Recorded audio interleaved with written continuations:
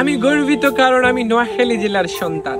নোয়াখালী জেলার মানুষ তাদের মাতৃভূমিকে এত পরিমাণে ভালোবাসে, এটা এখন শুধু বাংলাদেশ নয়, সারা পৃথিবীতে ছড়িয়ে ছিটিয়ে থাকা সকল ভাষাভাষীর মানুষই জানে।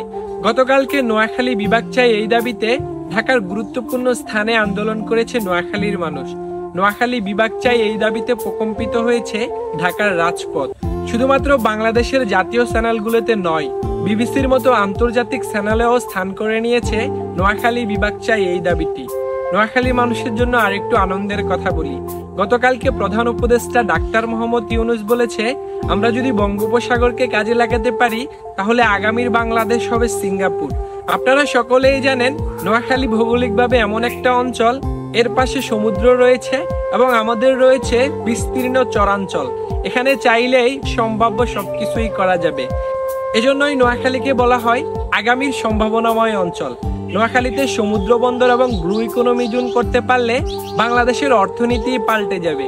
তাই নোয়াখালীকে বিভাগ করা এখন শুধু এই অঞ্চলের মানুষের দাবি নয়, নোয়াখালীকে বিভাগ করা এখন সময়ের দাবি। আগামীর বাংলাদেশকে সমৃদ্ধ করতে হলে, আগামীর বাংলাদেশের অর্থনীতিকে সমৃদ্ধ করতে হলে নোয়াখালীকে বিভাগ করতে হবে এবং এই অঞ্চলের অবকাঠামোগত উন্নয়ন করতে হবে। কথা আমাদের একটাই, নোয়াখালী বিভাগ চাই।